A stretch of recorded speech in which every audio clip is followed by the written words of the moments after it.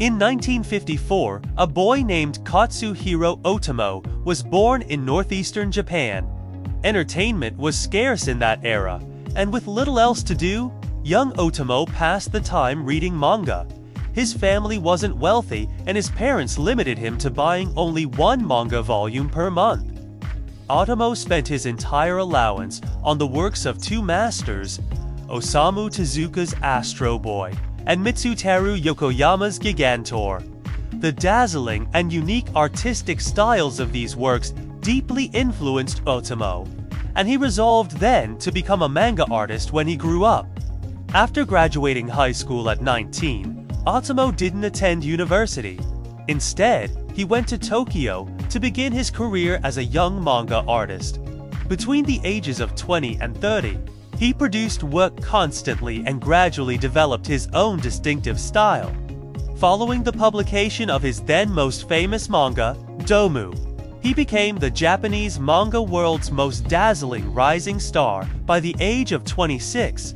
In 1982, Otomo began serializing Akira in the monthly magazine Young Magazine.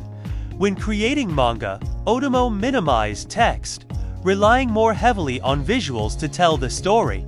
His hope was that readers, confronted with his stunning large-scale scenes, would pore over the art panels intently. Consequently, the drawing workload for this manga was several times that of a typical comic. Approaching deadlines often meant pulling all-nighters for several consecutive days with his assistants to get the pages delivered to the editorial department on time. Akira was a massive success upon publication. It not only boosted the magazine's sales massively, making it the top seller of the year. Naturally, with such immense popularity, producers wanted to adapt it into a film to capitalize on its profitability. However, the scale and complexity of Akira's visuals were daunting. After contacting major top-tier studios, the production and marketing budget secured for the Akira film reached a staggering $10 million.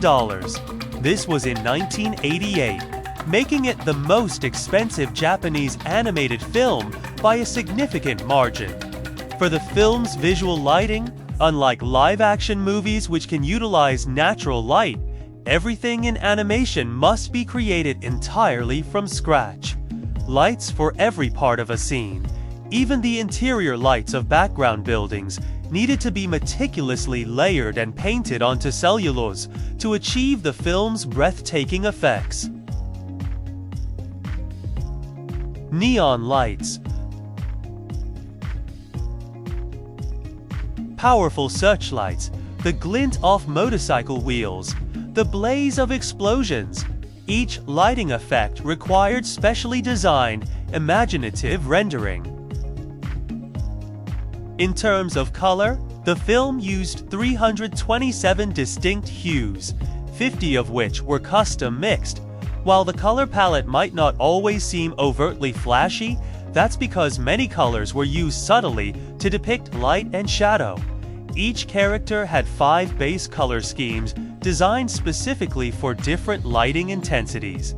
For instance, smooth color transitions convey the approach of a motorcycle. In another brief shot, the reflection in a diner window fades as the bike gets closer.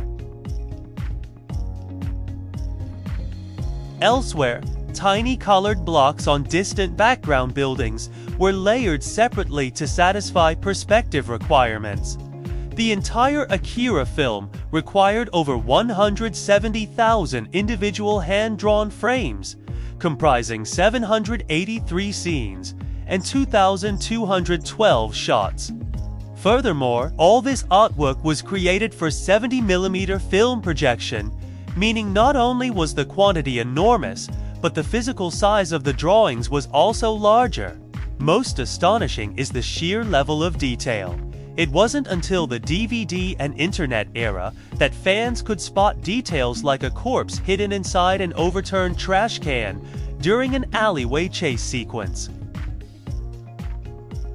Even minor background characters, whose names the audience might never learn, possess rich expressions and movements.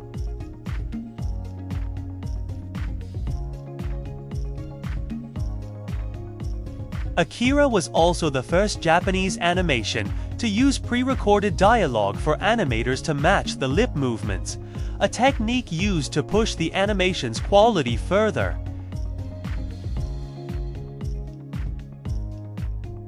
Even the animation of three simple dolls employs an art style emphasizing extreme tension.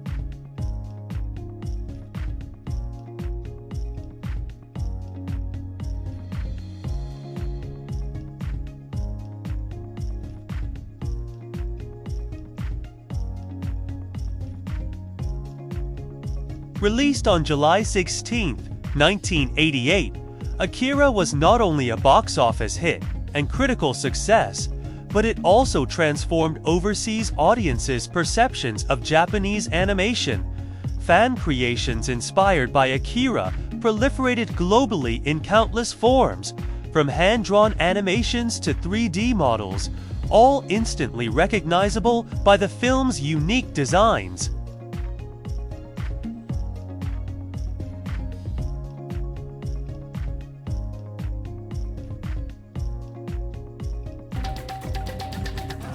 Unlike traditional American comics, where superpowered figures in capes are often heroes and superweapons saving the day during disasters, Akira features a boy cloaked in red who triggers a catastrophe.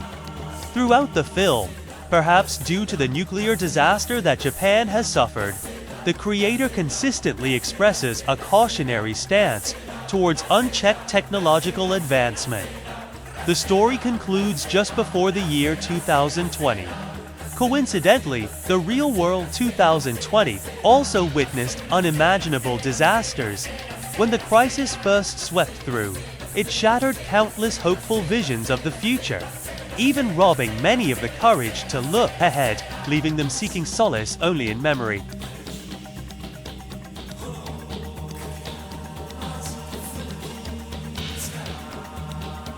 The final spark of starlight left in the film seems to offer the hope that the young might rebuild upon the ruins. May the dark prophecy of cyberpunk end here.